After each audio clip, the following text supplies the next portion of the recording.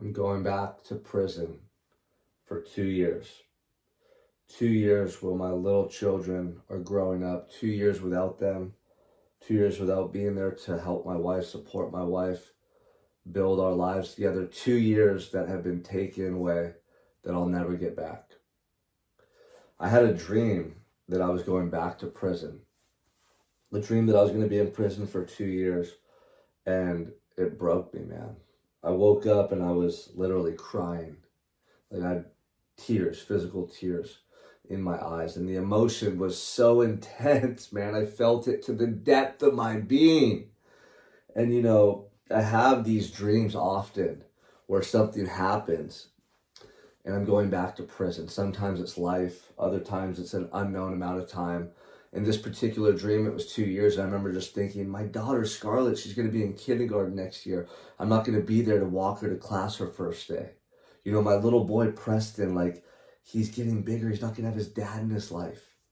My wife, she's not going to have me there to help her, to raise our children, to be that support, that foundation, the backbone of the family that she needs. And I literally woke up crying.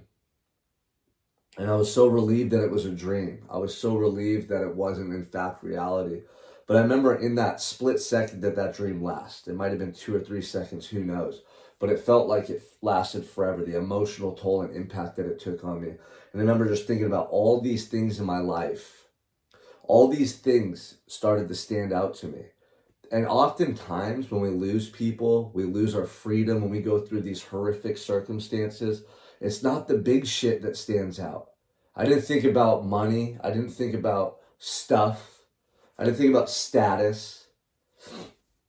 It's all the little moments that we have with each other, all the little things, man, that we overlook because we're trying to achieve some bigger goal, or we're thinking about the future and the bigger picture.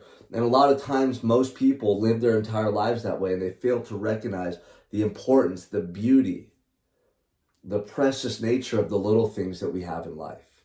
A simple conversation, being able to just watch your children play, having coffee with your wife in the morning, really connecting and talking. For me, man, my family is everything. And the thought of not having them or not being here to protect them and guide them absolutely devastates me. When I first went to prison, it was just me.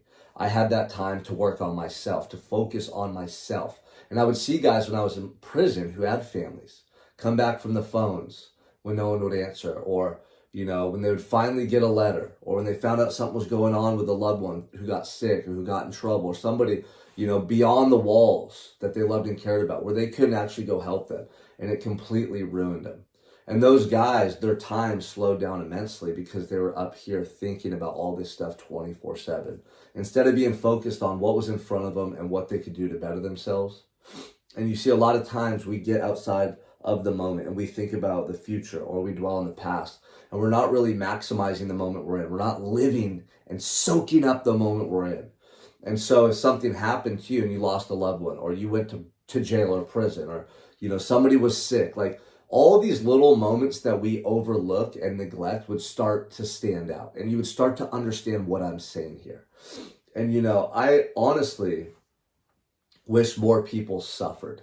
I honestly wish more people went through hardships and challenges and tests, of the most dramatic fashion. Not because I want you to have pain or loss, not because I want one of your loved ones to get sick or die or something bad to happen. I don't want that to happen. But the effect of those circumstances can be life-altering in such a profound and positive way.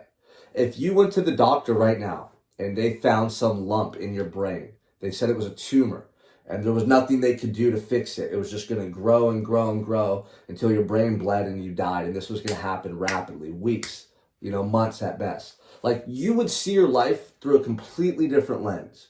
You would think about every little thing that you do so much differently You would so quickly discard all the bullshit and negativity in your life, and you would just want to live in such a righteous way and put out such positive energy and love, and you'd want to connect so bad with people, and you'd probably get these visions and these, grandiose ideas of things you could do to impact the world. Like, you would see life completely different. It would change you instantaneously.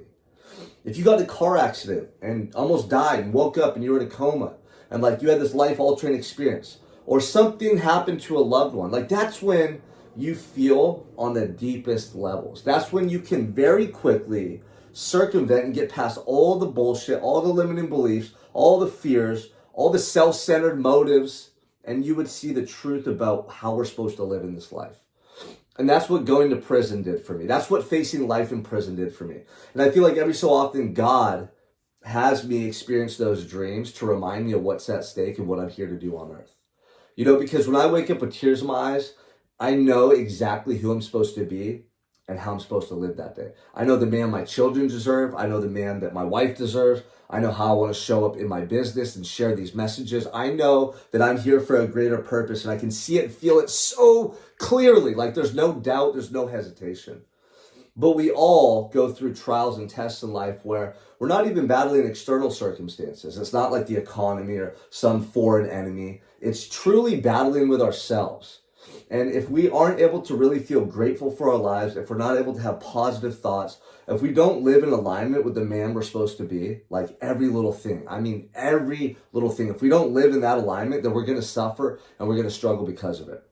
And we suffer in a lot of different ways. Suffer with just being unmotivated, lacking gratitude, starting to doubt, what we want to do in life, starting to having fear about changes we're making or taking action, right? Maybe you start craving food or drugs. Maybe you're sitting around too much, watching TV, you're not taking action. Maybe you're looking at porn. Maybe you're texting other girls. You start thinking about other women. Like, the devil's going to creep into your consciousness. The devil's going to creep into your thoughts and your energy in subtle ways to try to get you off course. Right? And so when we don't take action every day in alignment with who we want to be, we're weakening ourselves. And when you weaken yourself, you become you are subjecting yourself to those negative energies, right? And there's so many different ways these negative energies can creep into your life and literally ruin you. And whether you believe in God and the devil, whether you're a biblical person, whether you're a religious person, a spiritual person, like, you have to recognize that there's definitely a positive and a negative charge in this universe. There's definitely negative energy and positive energy. Like, you see it all throughout our world. You see it where you live, at your household, in your community, in your state, in your country, and in the world at large. And you experience it up here. I'm sure you all experience it up here every single day, where you have negative thoughts, self-defeating thoughts, thoughts that tell you to settle, thoughts that tell you to sleep in, thoughts that tell you to eat the cheesecake when you started your diet, thoughts that lead you to staring at that girl's ass when she's walking by, thoughts, oh, maybe you should look at porn, your wife hasn't given you any lately. Like, you guys, I know what you're going through. I talk to so many of you, and I've been there myself with all of this stuff. I'm not impervious to any of it. I'm still a work in progress. I'm just fighting every day like a savage warrior to vanquish all negative energy. And I know that when I get up early, when I work out, when I'm connected spiritually and I pray and I meditate, and when I live in alignment every waking moment with the man that I know God put me on earth to be, I'm able to vanquish that negative energy for the day and feed the positive energy. The positive grows stronger. I become that man. I embrace that version of myself. And over time, that's how you grow and mold and evolve into your ideal self. And so for me, pain is the greatest motivator I've ever known. I know what it's like to not make the decision to be that man for so long that I suffered because of it immensely. And I feel like God's constantly reminding me of what's at stake and what I'm being called to do. That dream was a reminder for me of what's at stake, a reminder of how much I'm needed, a reminder of how strong and capable I am, but I got to be willing to fight. I got to show up every day, and I got to give my heart and soul to this world, because that's what the world deserves. That's what my family deserves. That's what I deserve. And the same goes for you, and it's needed across the board in everything that we do. Every man needs to recognize this is the fight that we're here to win. This is the fight that we're going to face every day until the day we die. And you can either give up and suffer and live a life of regret, or you can choose to fight today. The people that fight, you see them. You look up to them. You want to be like them because their actions, their results, and their life is admirable. And so we have to be a shining light of the positive, of the good for the world, because so many people are living in darkness right now. So many people are suffering, struggling, and even unconscious of this message that I'm sharing with you. So we have to show up over and over and over every day for as long as it takes for them to register and understand what we're here to do. And oftentimes it's your kids' friends, it's teachers and parents at school, right? It's the other kids' dads and moms at practice. It's people that you work with. It's people in the community. It doesn't stop. This is a 24/7 responsibility. You walk into Starbucks, the way you open that door, the way you greet people, the way you talk to the person at the cash register, right? How you behave in traffic. Like, you have to walk around and be that shining light and example of what we need to see in this world.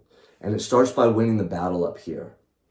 So I hope you guys recognize the message today, and I hope you're ready to embrace it to the core of your being and pour your heart and soul into this moment of your life, this day, this week, this month, this year, and never look back.